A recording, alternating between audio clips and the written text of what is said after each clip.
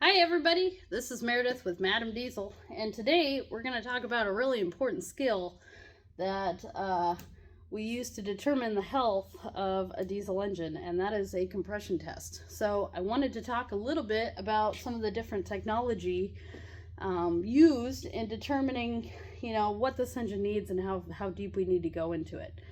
In this case, a customer of mine bought this engine used off of Facebook, Craigslist, some used market.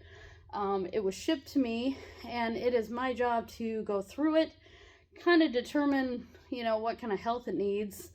And one of the ways I'm going to do that is start with a compression test. So what a compression test is it tells me the compression that the engine builds up in each cylinder, and whether it's low, high, in between. That way I can start translating that into figuring out how deep into this engine I need to go. Does it need a complete rebuild overhaul? Does it just need, minor outer things done? What does it need? And is it worth having it overhauled? If this thing turns out to be a giant pile of crap, then we're not going to waste some money on it. We'll have to scrap it. If it's in good shape, then absolutely. These little engines are about 20 grand now, despite being a tiny little 3-cylinder. So we're not talking chump change. We're talking real money on the table, and that's why we want to go through this thing and make sure it's in good shape. So the trick with a diesel, those of you who know gasoline might know that you can just pull the spark plugs, stick a spark plug adapter in, and that's all you need. Well, the trick with a diesel is you need special adapters. In this case, this engine does not use glow plugs, so we have to have an injector adapter. And in this case, this one is machined to look just like the injector. I happen to have 3 of these. This is a really common engine. One of my friends who happens to own this exact engine actually machined 3 of them. And they match the profile of this engine's injector almost perfectly. So we pull the actual injectors out. In this case, we're going to send them out for cleaning, provided that our compression test numbers are good. And I've got one of the adapters in place already. And all this is just, a machined piece of metal with an air fitting on it that happens to fit my compression gauge. So, hopes if I get it turned around. So this compression gauge is an actual diesel compression gauge. It does go up well above 400 psi. Remember, diesel engines operate at a much higher pressure because that's what it takes to make the diesel ignite. A gasoline engine, we're talking 200 psi or less, right? And optimal for a lot of engines is 110 to 180. In this case, we're talking 300 and above, depending on which type of engine. In this case, I think Yanmar calls for about 375 to 400 compression PSI per cylinder. So you want a gauge that is rated for the types of pressures you're working with. So be careful. You don't have to go get a Snap-on, but, Harbor Freight, other manufacturers, they do sell actual compression gauges. Forgive me for some of the crappy editing here. I'm new to the whole video editing game, so I'm going to have to move the camera around manually. I am not an expert at editing yet. I don't have any legit editing software. So what I'm going to do is be pausing the video off and on so you guys can see exactly what I'm talking about. In this case, all I've done is just remove the excess stuff around the engine.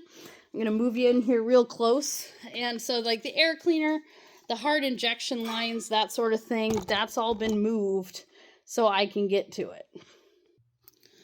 The next thing to get set up is a battery. And so I've got my positive and negative hooked up to my starter. And then what I'm going to be doing is hooking up the started up 3000, the single, in this case, we're not using the, the panel, the original panel or anything. But these little triggers come with 2 connections. What I'm going to do, I've got the other 2 injectors out. They're not doing anything right now. I'm going to hook my gauge up to my adapter that I have installed as if it was an injector. And I'm going to hook this up to both the positive terminal on the engine, on the actual starter, and then the signal wire, which is buried under here, that is the second connection. In this case, it's kind of crowded in here. This is a small starter, so I'm going to hook this up to my signal wire and then put the other one just directly on the battery just to keep it out of the way. They don't give you a lot of room for these little things. I also have this engine strapped down as it is sitting on a cart, so it's just something to be careful of. I don't want this thing falling over, especially with me and puppy dog around. You know, like, don't feel like paying for a new engine. In this case, I want to make sure it can crank and it doesn't hurt either one of us or hurt itself. So now I'm hooked up. I've got a full battery behind me, and I'll just give it a quick test bump. Cool.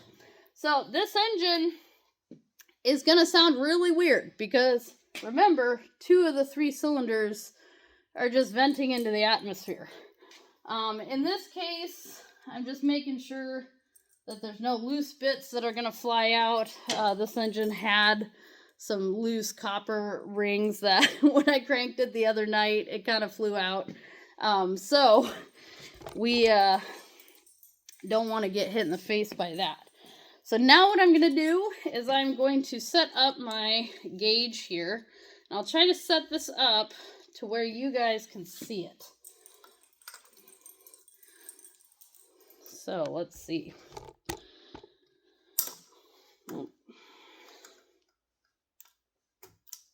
There we go, she's attached.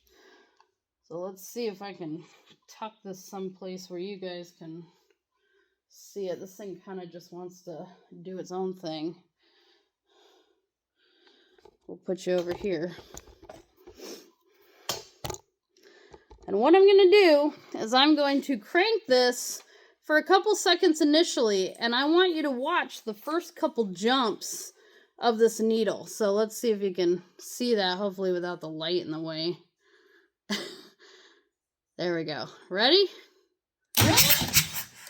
So, did you see the initial jump? It was right around 90 psi, and now we're sitting at 190 psi. So it built up almost 100 psi with every jump, which is good. So I'm gonna bleed off. We're going to start it again, and this time I'm going to crank it without stopping for like 5 or 6 seconds, and we're going to kind of see, you're going to see that needle jump up and kind of settle at a like single digit. So that's kind of our final, you know, like compression that we're building up to. It's going to take a couple strokes to get there, but once we're there, it should maintain. And you'll see that, and that will kind of tell us our overall compression. Now, for those of you in the comments who are like, wait a minute, is this a wet or a dry test? This is actually a dry test. There's no oil in the cylinders. In this case, I'm just seeing where it's sitting. Yes, there is oil pressure. I can actually see oil on the valve cover, so she's not running dry by any means. In this case, we're just kind of getting an idea of where this thing sits in terms of general health to see whether it's worth me cleaning it up. Anyways, let's get ready. Contact.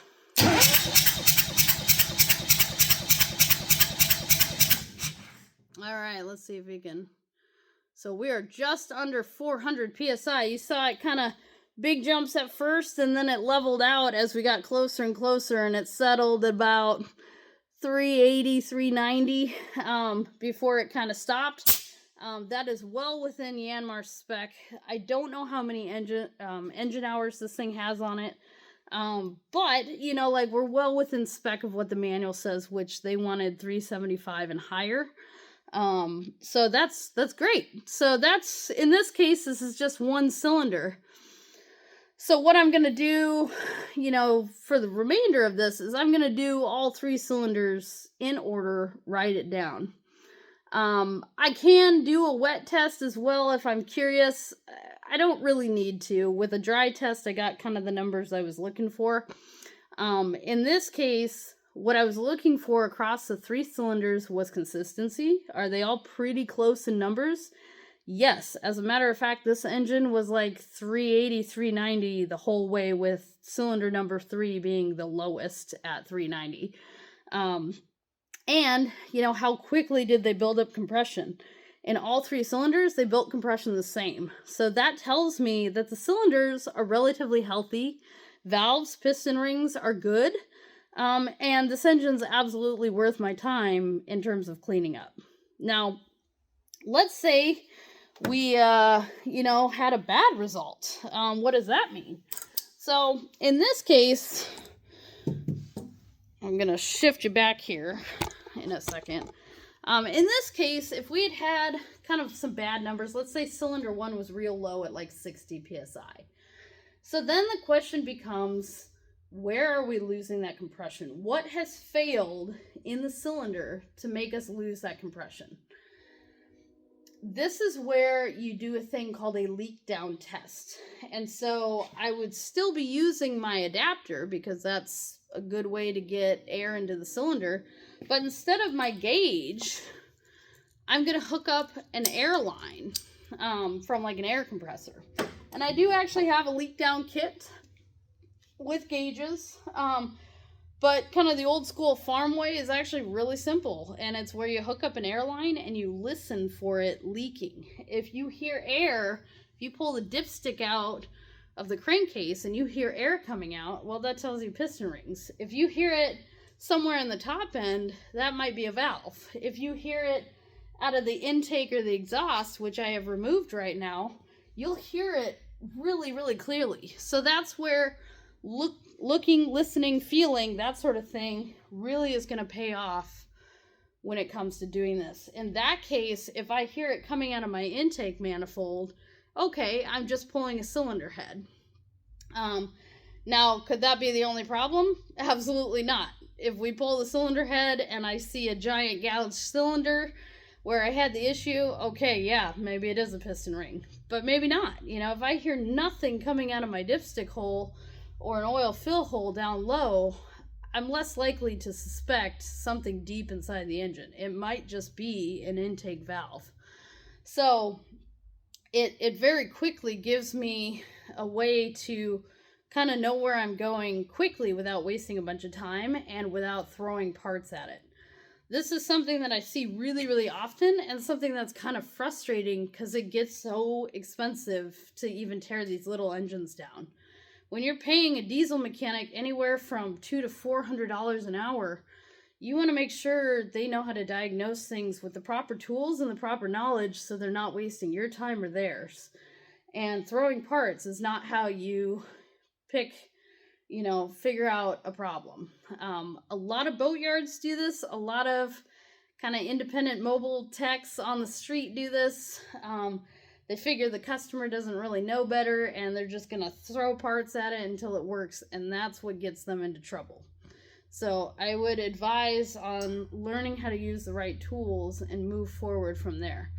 In this case, our compression test told us what we were hoping, which is this engine, despite whatever hours it may have and the unknown history, is worth our time. Now, does it still need things? Absolutely. It needs a lot of peripheral work. It needs new motor mounts. It needs new fluids. It needs a top end rebuild. There is a leaking valve on this engine. I can hear it and I can see it. When I'm cranking it, I can actually see exhaust coming out of the intake sometimes on cylinder number 2. But, it's not a complete rebuild overhaul. So instead of $13,000 for an engine like this, we're much cheaper than that. So that's kind of where, if this thing was like a catastrophic failure, if I had like zero compression and a whole bunch of stuff was broken, okay, we haven't invested too much, just the cheap cost of whatever this engine costs on Facebook, and we can move on. In this case, the customer saw it run. She videotaped it. She sent it to me. We asked questions before she bought it.